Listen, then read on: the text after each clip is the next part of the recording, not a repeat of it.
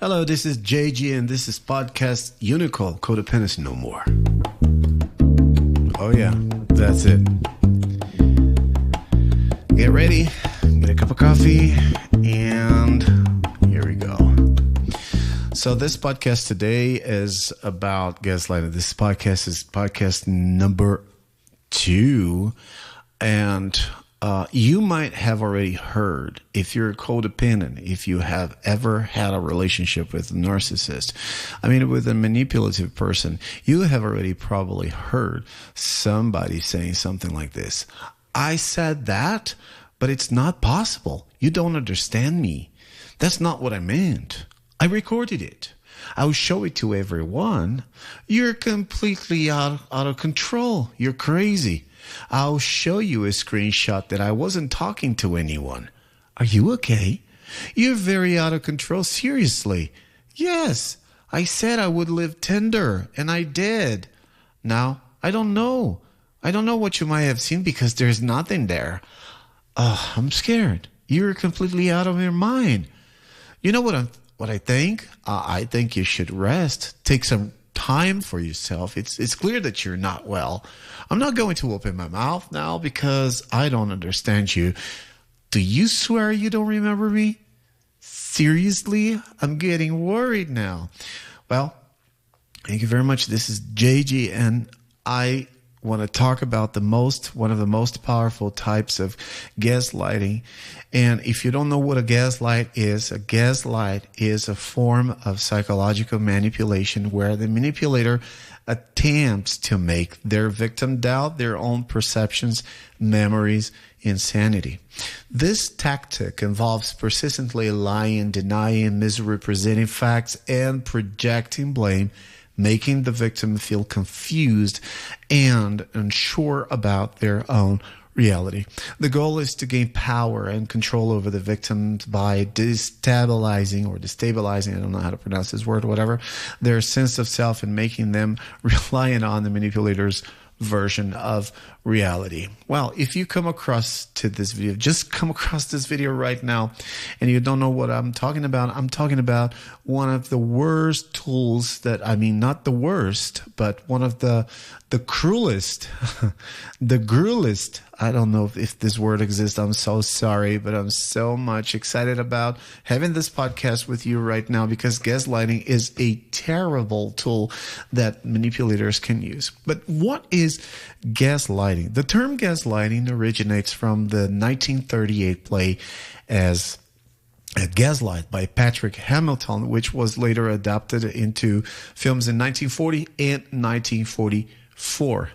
In these works, a husband manipulates his wife into believing she's going to go crazy. She's going to go insane by subtly changing elements of their environment, such as dimming the gas lights and insisting that she is mistaken or imagining things when she notices the changes.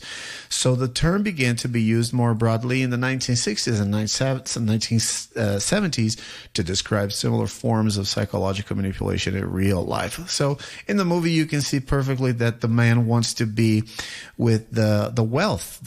He wants to enjoy the whole wealth because she was an heir and she had inherited a couple of properties and money, and then the intention is to drive this woman crazy and convince her that she needs to go to a psychiatric hospital, something like this.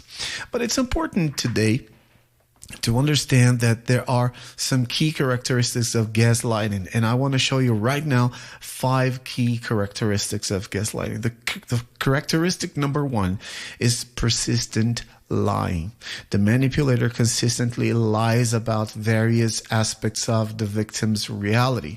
So it's something very simple. For example, you leave your car keys on a table and then you pass by back again and the keys is not there anymore.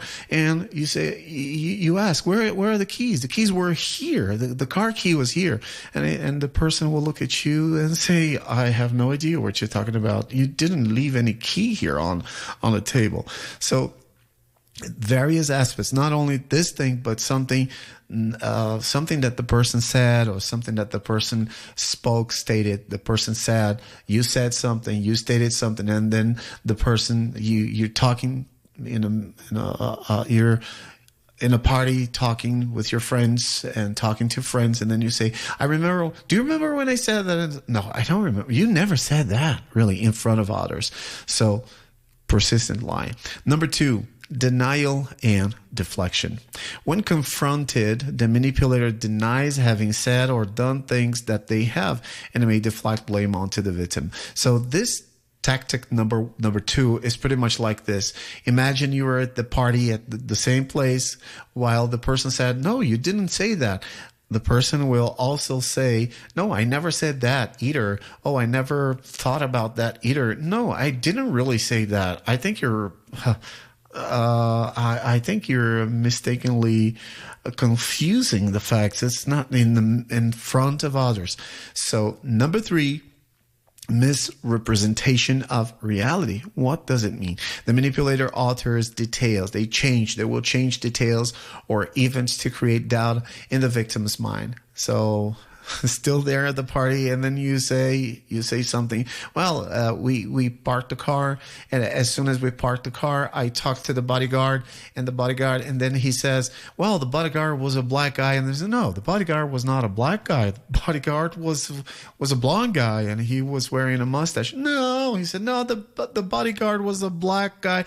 So it's such a very simple thing, but what is this person trying to do?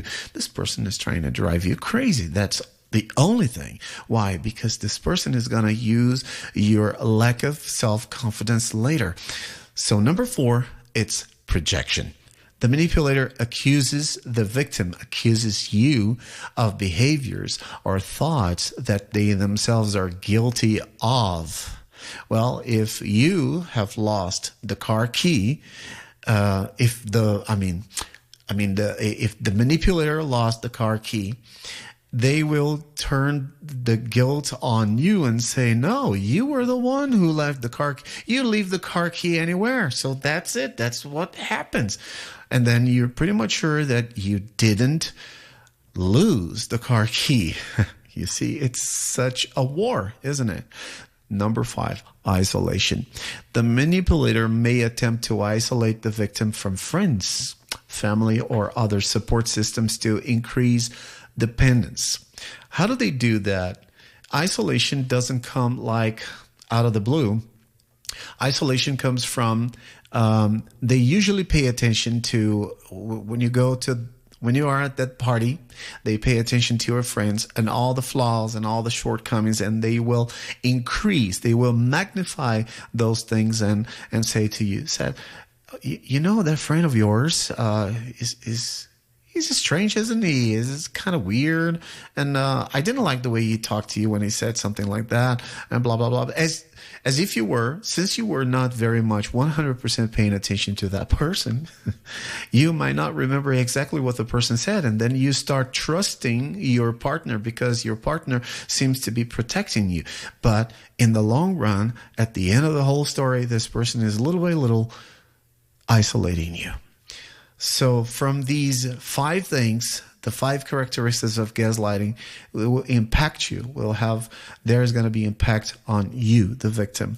So victims of gaslighting often experience confusion, anxiety, depression, and diminished sense of self-worth. They may find it difficult to trust their own judgment and become increasingly reliant on the manipulator for validation and reality checking. So after all these things, the side effect of these 5 things that I've just read to you, you're going to be you will start doubting yourself. And that is the point. Am I going crazy or what? Oh, I think, and then you go to a psychologist and then you sit down in front of the psychologist and say, I think I have a problem with my memory. I think that I'm not good enough, or I'm not good at memorizing stuff. My memory is failing. I don't know what's going on with me. No, it's not. It's everything is fine with you. The thing is that you're doubting yourself because that thing was planted in your mind. So the first thing that you got to bear in mind, that there is a possibility of recovery.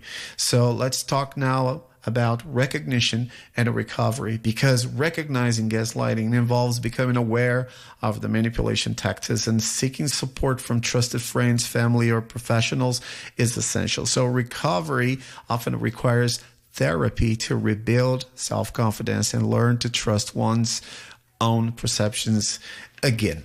So what I'm saying is that realizing that you are a victim of gaslighting can be an unsettling and challenging experience. The first feeling that you're going to have, the first sense that you're going to have is a sense of you're going to be angry. The very first thing that you'll feel angry once you realize that you are a victim, because you might think, wow, how could I be so stupid? So don't turn your back on yourself like that. Here, I can show you some steps. Let's talk about some steps that can take to address the situation the best way and begin your journey toward recovery. Because according to Lao Tzu, the Chinese philosopher, a big journey, a long journey starts with a single step. So I have 12 steps here for you. So before I talk about the 12 steps, don't forget to subscribe to the channel and thumbs up this video, because it's important for the algorithm to understand that this video is going to help a lot of people. So that's it. So topic number one, step number one, acknowledge the situation. Recognize and accept that you are being manipulated.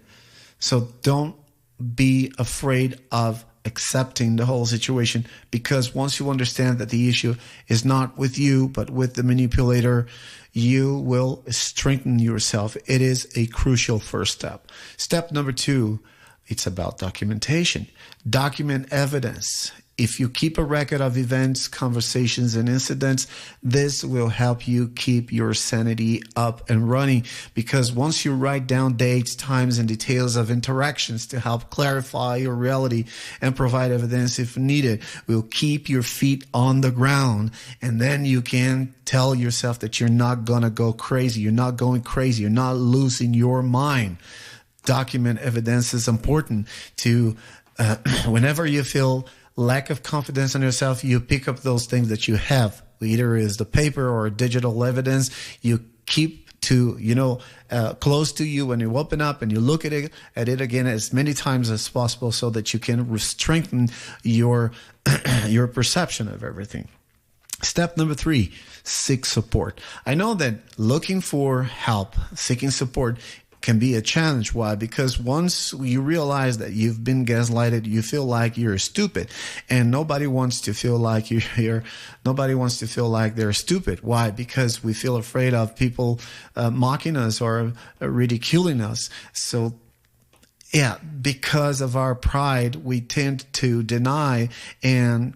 But remember that reaching out to trusted friends, family members, or colleagues who can offer support and validate your experiences can help you so much, also to strengthen your perceptions. Because talking to someone who believes you can be incredibly validating and helpful. Don't be proud, because pride is enemy number one. And because if you're proud, you tend to not to seek support. Number four, set boundaries. If you grew up in a family where your parents, the people who took care of you, didn't let you speak your mind, obviously you never learned how to set up boundaries. So establish clear boundaries with the manipulator. It's very common in families when a friend comes over, or a relative, or there is a party, and then the children are touching your toys, and then you take your toys, and your parents will say, "Oh, come on, don't be so selfish. Let him play with your toys."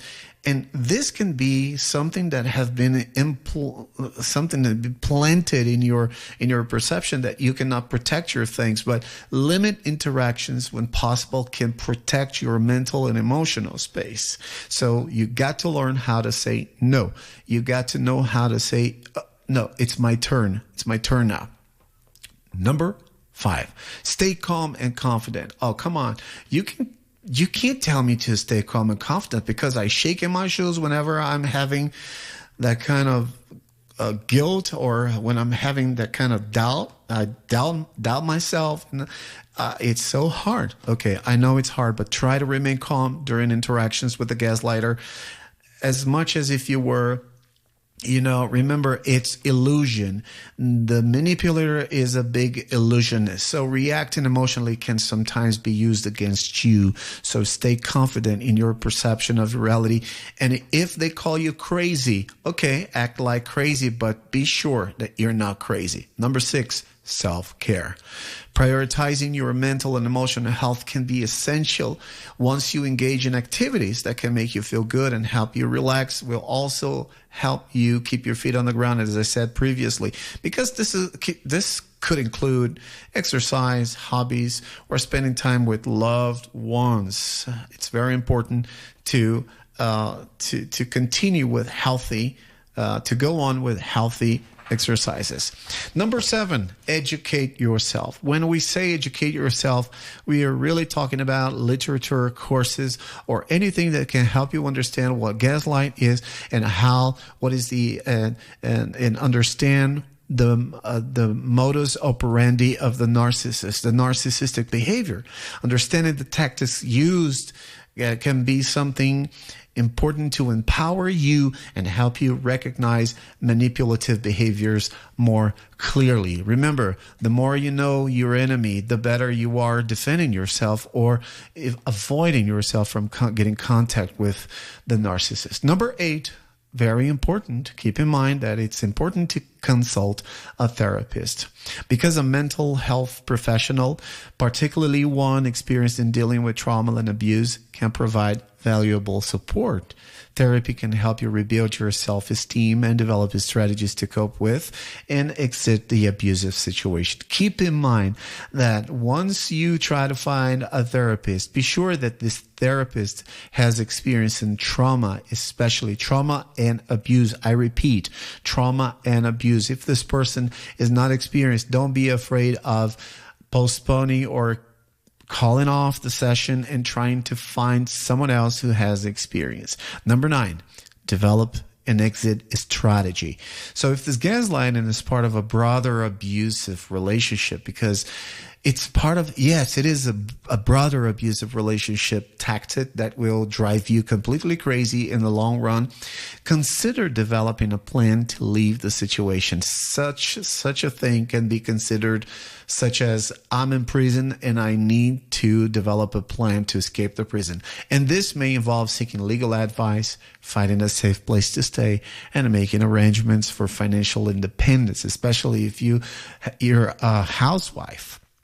Yes, if you're a housewife, you will have to try to find a way of saving money or start your own business or start working or doing something in order to get your financial independence, because this is enemy number 1. The financial dependence is enemy number 1 for you, to keep you arrested, to keep you locked down to the, if I can use this expression, to the abusive person. Number 10. Limit contact. Yes. Whenever we talk to people in our sessions, I usually say that it's important to reduce or completely eliminate. I mean, cut down, zero contact. Yes, to have zero contact with a gaslighter. When I say gaslighter, I'm talking about narcissist people. Narcissist people are natural gaslighters. This might involve blocking their phone numbers, avoiding social interactions, or even relocating if the situation is seriously severe.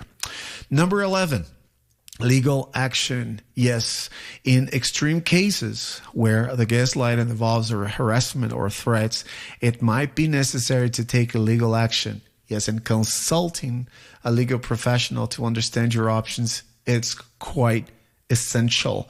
Why? Because when we are ignorant about what we can do and what we can't do, they manipulate us because of the ignorance. Remember that ignorance is enemy number 1 to yourself when it comes in terms of knowing what to do and not knowing what to do. Legal action is important. So consult a lawyer, consult a person who understands laws. Okay. And finally, number 12, reflect and rebuild. Reflect on your experiences and focus on rebuilding your sense of self. Why do I say this? Because after being so much gaslighted, the outcome of gaslighting is to let you be so much without a sense of yourself. It's quite common to hear people in my clinic saying, I don't know who am I. I don't recognize myself. Yes, of course you can't recognize yourself, obviously, because you have been gaslighted all the time. And throughout the years, you have lost your senses because you can't see yourself anymore, because everything was for the gaslighter.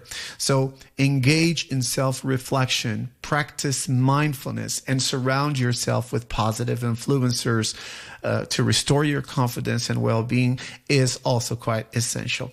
So I just want to tell you that the journey to recovery from gaslighting can be really, really long, because gaslighting, it's an excruciating, causes an excruciating pain in the long run.